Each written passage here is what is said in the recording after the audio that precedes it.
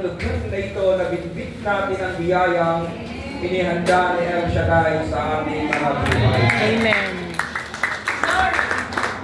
Ang ating binasa mga kapatid, Sunday Gospel, Ebanghelyo ng Panginoon mula sa sulat ni San Lucas, Kabanata 5, talata 1 hanggang 11.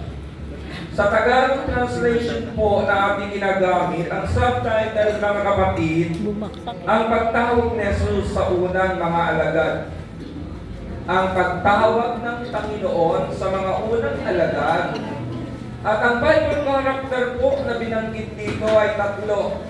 Si Simon, si Santiago at si Juan na mga anak ni Zebedeo. Ito po yung mga pangunahing alagad na tinawag ng Panginoon. At dito sa Gospel, makikita natin mga kapatid, nang tawagin po sila ng Panginoon ang sitwasyon na kanilang kinilalagyan ay hindi mainam. Nasa panahon sila ng frustration. Nasa panahon ng kabiguan. Bakit? Sabi po ng ating binasa, magdamag silang pumalaot. Dahil sila po'y mangingisda, manguhuli sila ng isda. Pero sa magdamag na yun, isang piraso mga kapatid, wala po silang nahuli.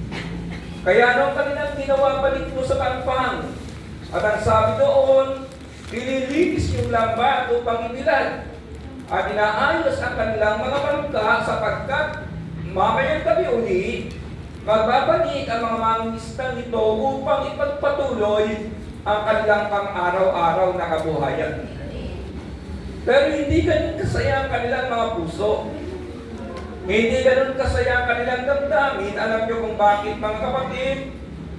Ang mga mangisda ng panahong iyon, paikot-ikot lang ang kanilang buhay na kinilalagyan.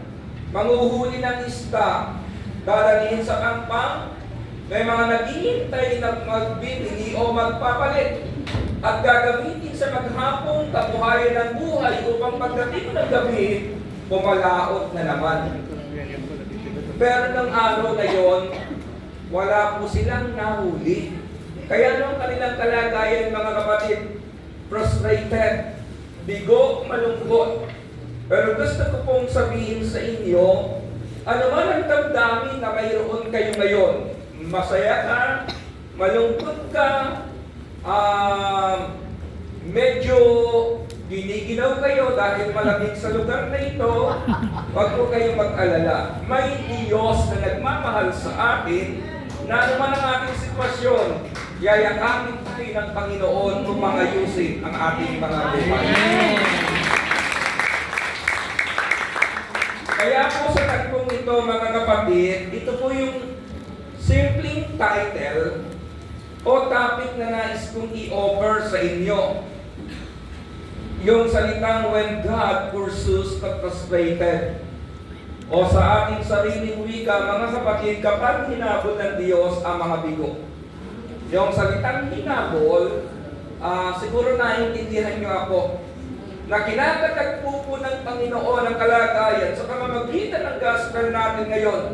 Hinahabol ng Panginoon ang mga bigo upang ipakita sa mundong ito na kapag tayo inabutan ng Panginoon at tayo nagbalik loob sa Kanya, binibigyan tayo ng tagumpay ng makapangyarihang Diyos. Amen. When God pursues the frustrated.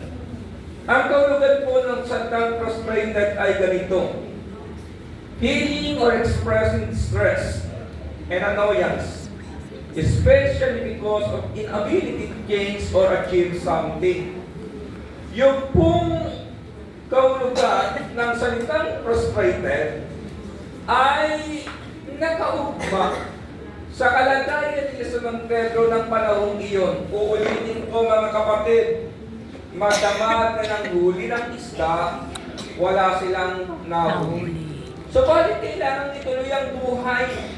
Kaya ang ginawa nila ng umagang iyon, nililinis yung lambat upang ibilad. And then, mamayang gabi, kailangan natin pumalaot, baka mamayang gabi, makabawi naman tayo ng pagkalugi natin noong nakaraang gabi. Dito po sila kinatagpo ng Panginoon. At anong sabi ng ating binasa mga kapatid? Sabi dito, may nakita siyang dalawang bangka sa baybayin na kalungsad ng mga mangingisda at naguhugas ng kanilang mga lambat. Lumulat siya sa isa sa mga bangka at hinintay si mong may-ari nito na ilayo ng kaunti sa tabi na upo sa bangka at nangaral sa mga tao. Ang unang paraan, mga kapatid, upang ang kabiguan ng ating buhay ay mapalitan ng tagumpay na galing sa Panginoon, ito yung unang paraan. Kung ano ang pinaka-the best sa buhay mo, yun ang dapat mong unang i-alay sa Diyos. Kung ano yung pinaka-iingatan mo, yun ang una mong i-alay sa Diyos. Sa isang nangingisdang katulad nila Simon, napaka-importante po ang bangka.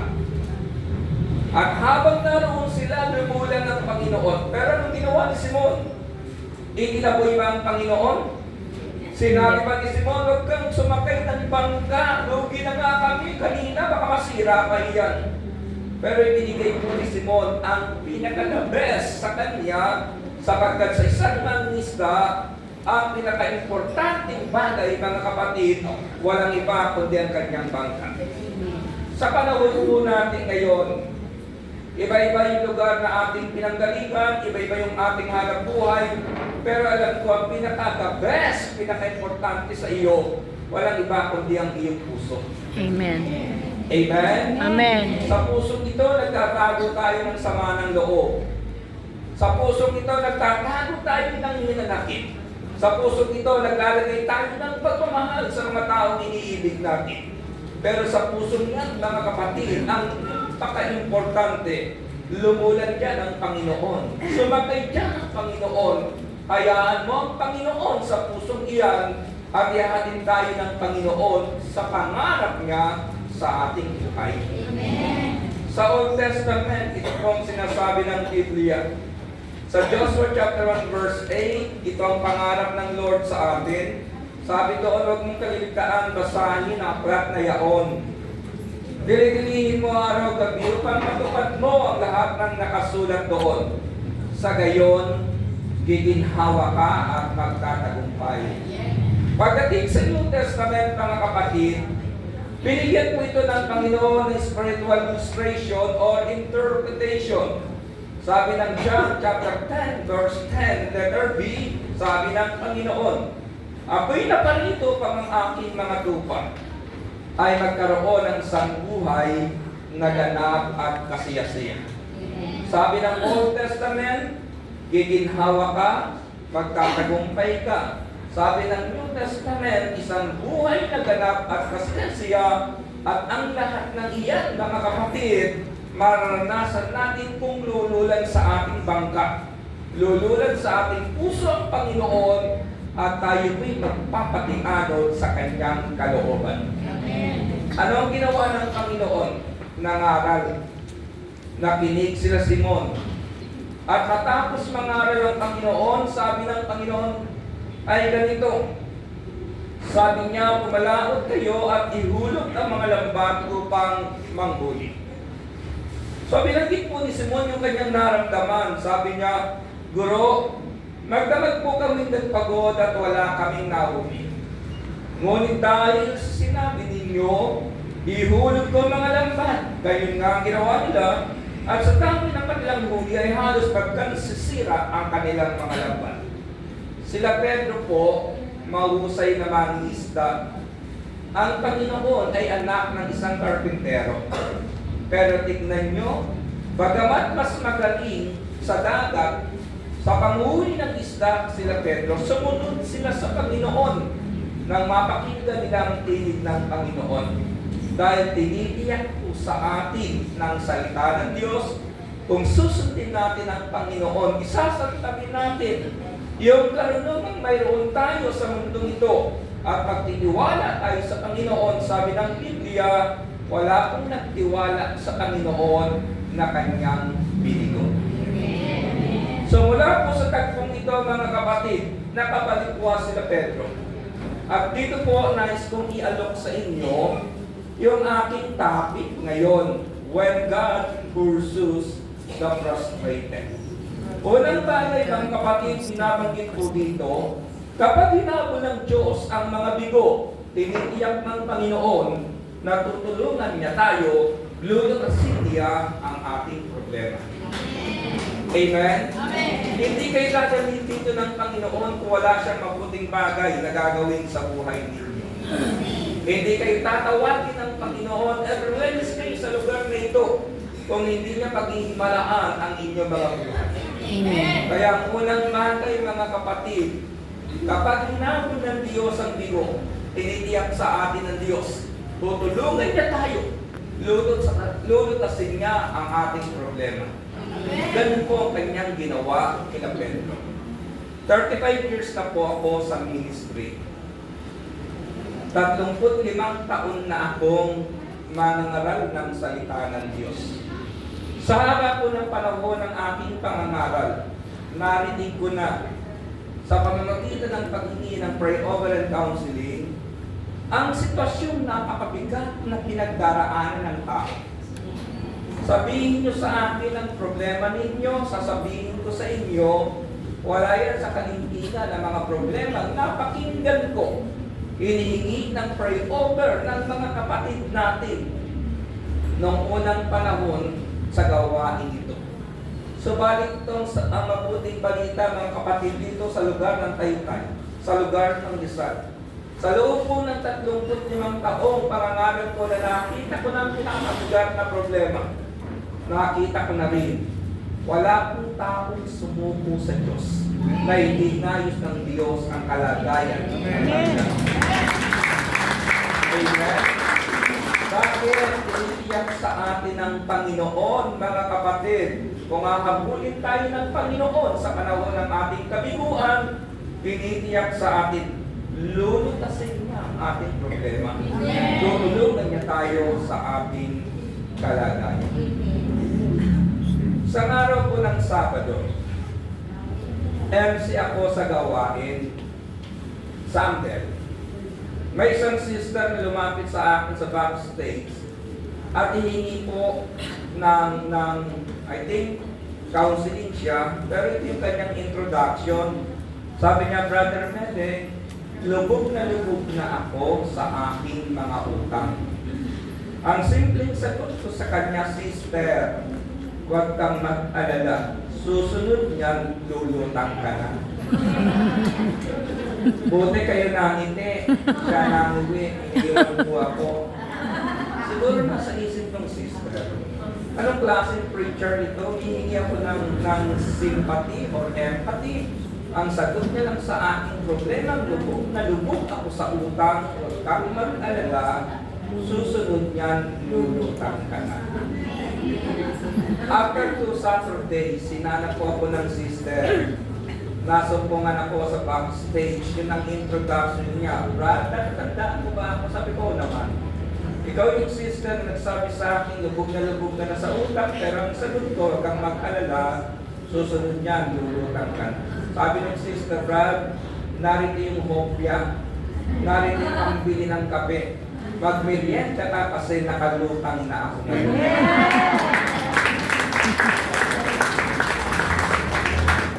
Bakit ganun po ang sagot ko, mga kapatid? Logic. Kapag pinag-usapan natin ang science, di ba?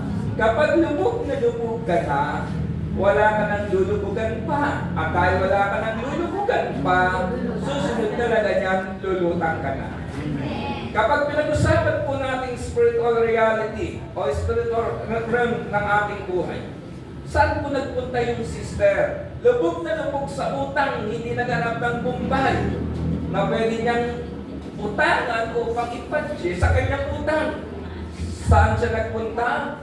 Sa gawain ng Panginoon. Araw ng Sabado, sa family appointment with El Shaddai at tinitiyak po sa atin sa gawain ito, iwanan nyo ang inyong problema, magpunta kayo sa gawain ito kahit bigo ang puso mo, tinitiyak ng Panginoon, kahit niyang lutasin anuman ang problema, iyong Amen. Kaya muna, mga kapatid, kapag hinabol ng Diyos ang mga bigo, He give us the assurance that He would help us. O sa ating sariling wika, tinitiyak sa atin ng Panginoon, tutulungan niya tayo. Lulutusin niya ang ating problema. Ikalawang bagay na nais kong i-offer sa inyo. Kapag inabot po ng Diyos ang bigo, tinitiyak ng Diyos, sasamahan niya tayo o isasama tayo ng Panginoon sa kanyang pangarap sa buhay. Hindi po iniwan ng Panginoon sila Pedro. Sabi ng Panginoon, sumama kayo sa akin mula sa araw na ito, mamamalakayan na kayo. Hindi ng isda, kundi ng tao. At may pangako po ang Panginoon from the Old Testament hanggang sa Hebrews chapter 13 verse 5. Anong sabi ng Lord? Hindi kita iiwan, hindi kita pababayaan. Amen? Nangyakapin po natin ang Panginoon sa gawain ito. Saan man kayo pumaroon, dumaan man kayo sa problema, dumaan man kayo sa intindihin ng buhay, dumaan man kayo sa pusigit na karimlan ng buhay sa mundong ito, mayroon pong Panginoon na nangako sa atin na kanyang sinabi, I will never leave you nor forsake you. Amen. Yan salitang iyan, ang Panginoon lang o ang Diyos lang ang makatutupad niya. Marami po tayong mga mahal sa buhay. Nung nililigawan ka pa ng lalaki, anong sabi sa iyo? Ikaw lang sapat na. Pero na mag-asawa na kayo, ang sabi sa iyo ng mister mo, sumosobra ka na. Diba? Dati sapat na, ngayon sobra ka na. Pero kahit nangako po yung lalaki, mga kapatid, diba sa altar, hinihintay ng lalaki yung kanyang magiging asawa at ang pangako, for better, for worse, till death was part. Pero ang nakalulungkot mga kapatid, yung iba hindi pa na-death, nag-depart na sila. Katotohanan ng buhay. Kung sino yung taong nangako sa iyong paliligayahin ka at pasasayahin ka, ito yung taong madalas magpaiyak ng iyong kalooban. Kaya kayo sa aking sinabi, mga kapatid, kung sino yung taong nangako sa iyo, naliligaya ka sa piling ko, ito yung taong madalas magpaiyak ng iyong damdamin. Bakit? Ito yung may kakanyahang salingin ang iyong damdamin. O simpleng tanong mga kapatid, God is good? All the time. Kayo po may mga utang na hindi mo nababayaran, God is good. All the time. Diba? Ang sagot nyo, all the time. Mga misis ng tama, nagtanungin ko kayo, your husband is good? Ang hirap sa madala ako, ano, All the time. Diba? O, kahit sumagot ka ng amen, nag-isip ka pa eh. Your husband is good, diba? Natawa ako sa sharing kanina ni sister. Kung kailan, tama ba ha, ituwid niyo ako. Kung kailan namatay yung asawa niya, saka nakapag-entrega sa kanya ng mga. O, diba? O, tingnan mo, tunay, o. Nakatutuwa. Pero bago sila kinasal ng asawa niya itong nililigawan siya, syempre maganda pangako sa kanya. Pero meron pong nangako sa akin. At ang pangako ito, kanyang itinutupad. Ano ang kanyang pangako, mga kapatid? Isasama tayo ng Diyos. Sasamahan tayo ng Panginoon. Kaya ang ikaw dahilan, when God pursues the frustrated, He will us with His presence. Pupunuin niya tayo ng kanyang presensya, sasamahan niya tayo, o isasama niya tayo. Nag-write po ako ng 9 to 11, yung Kawikaan, Karunungan, Pray Over and Counseling. Nung galing po ako ng South Korea, unang upo ko sa radio, nung dumating na yung counseling, meron pong isang sister na tumawag sa akin. Sabi ng sister na ito, Brother Medley, bigyan mo nga ako ng verse o bigyan mo ako ng text. Sapagkat yung aking buhay ay unti-unting kinakain ng lungkot. Sabi ko sa kanya, sister, bago kita bigyan ng text, pwede ko bang malaman ang dahilan kung bakit sinasabi mo na ang iyong buhay ay unti-unting kinakain ng lungkot? Sabi niya ganito, yung aking asawa na kilala mo siya, mahal ko siya, mahal niya ako, magkasama kami dumadalo. Brad, samantalang sa Korea ka namatay siya 3 months na ngayon. At alam mo ba, hanggang ngayon sobrang lungkot ng puso ko. Tira yung saya ng aking buhay na ibaon niya sa kanyang libingan. Dumalo naman ako sa Amber, sabi niya. Kaya lang nung marinig ko, yung joyful song na paborito ng mister ko, nalungkot ako, umuwi ako. Dumalo rin naman ako sa gawain aming pinupuntahan. Kaya lang makita ko yung paboritong pwesto ng upuan ng mister ko, nalungkot ako, umuwi ako. Brad, unti-unting kinakain ng lungkot ang buhay ko. Ayoko ng ganitong sitwasyon.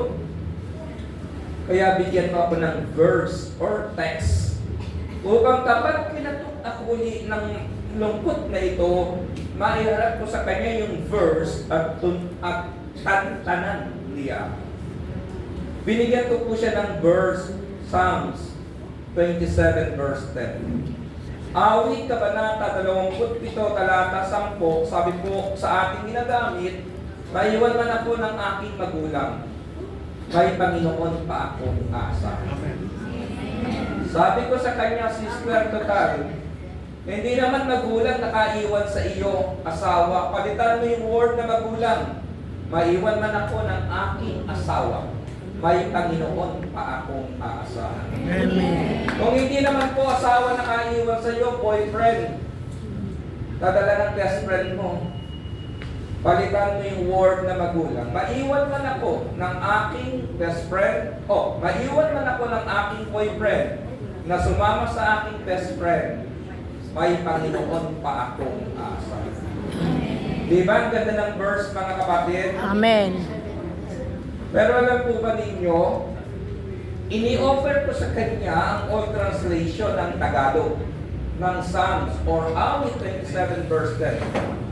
Ang ginagamit po natin na magandang balita ngayon, maiwan man ako ng aking magulang, may Panginoon pa akong aasahan. Ang old translation ng Psalms 27 verse 10 sa Tagalog ay ganito: bagamat pabayaan ako ng aking ama at ina, ganun pa man, dadamputin ako ng Panginoon. Amen. Bakit pinoffer sa ito ng kapatid? Para makita po natin ang diwa. Ang diwa, kapag binasa natin yung maiiwan man ako ng magulang, isipin mo si nanay, si tatay, mas may edad o matanda, mauna siyang papanaw. Pero hindi po ganun ang diwa. Ang diwa ng Psalms 27 verse 10, talikuran ka man ng iyong magulang, i-abandon ka man, itakwil ka man, may Panginoon kang asahan, dadamputin ka ng Panginoon sa iyong kalagayan. Konting kwento, mga kapatid. Personal testimony ng buhay. Product po ako ng broken family. Iniwan kami ng aming ama, elementary pa lamang ako. Panganay ako sa 5 magkakapatid na lalaki. At alam po ninyo, nang iwan kami ng aming ama dahil ako po'y panganay, naging katuwang ako ng aking ina sa hanap buhay. Pero pinalaki po ako ng nanay ko sa mura, palo at minsan nagugulpi pa. Alam niyo kung bakit? Sa 5 magkakapatid na lalaki, akong kamukhang kamukha ng tatay ko. Siguro yung inis na hindi na ilabas sa akin ko inilabas. Nagkaroon ako ng sama ng loob sa aking magulang noong unang panahon. Sabi ko, kapag malaki na ako, iwanan ko nanay ko, hanapin ko tatay ko, ibabalik ko sa kanya yung hirap na ipinasa niya sa akin. Pero salamat sa Diyos, naakay po ako sa gawain ito. Napakinggan ko ang tinig ng ating servant leader at pinatunayan sa akin ng Diyos sa pamamagitan ng gawain ito. Pwede akong iwanan ng aking amang nasa lupa, pero ang aking amang nasa langit, hindi tayo iiwan. Amen. At yung buhay na naranasan ko po. At alam niyo, mga kapatid, kitang-kita ko ngayon, kahit sa mga sharing ninyo, napakinggan ko kanina. Isipin niyo, mabigat ang pinagdaan ng buhay. Hindi mo alam kung saan titira, nangungupahan ka. Pero nakaraos kayo, nakatawid kayo sa pamamagitan ng gawain ito. Saan ka nakakita? Yung anak na ngayon ang nagbabayad ng lahat ng bayarin, yung anak mo na ang nagtayo ng tahanan, hindi mo na ibigay sa kanila. Amen. Bakit? Kasi nadala mo sila sa ganitong gawa. Mga kapatid, kaya kong sabihin sa inyo, yung mga lolo't lola na narito, naratili sa gawain ng Panginoon, ang kanyang mga anak, ang kanyang mga apo, paginhawa ng paginhawa, payaman ng payaman, palayo ng palayo ang narating, at ang pinakamatila, paganda ng paganda ang ugali. Amen. Napakinggan po ninyo, given na yan, blessing na, yung payaman ng payaman. Pero ang pinakamagandang gusto kong ilagay sa inyong isipan, ang anak mo, ang apo mo, paganda ng paganda ang ugali. Amen. Bakit? Kita ko po sa gawain, minsan napunta ko sa isang chapter, kasama ng lola, yung apo. Hinanda na yung El Shaddai, kinalabit nung apo, sabi lola, tama na usap sa katabi El Shaddai. Kita mo, mas mabait yung apo mo kaysa sa iyo. Di ba minsan nakasubo ka na, sasabihin pa ng apo mo, lola, di ka pa nag-pray? Di ba? Yan yung mga kapatid. Kapag sinamahan tayo ng Diyos, pinagpapala ng Diyos, maging ang kinabukasan ng ating mga buhay. Amen. Amen.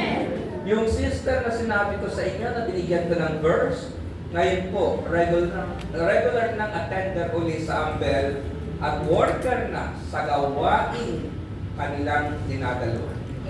Ito ang kanyang katwiran. Habang hinihintay ako ng aking asawa, pagdating ng panahon, maglilingkod ako kay El Shaddai sapagkat ito ang blessing na ibinigay ng Panginoon sa akin.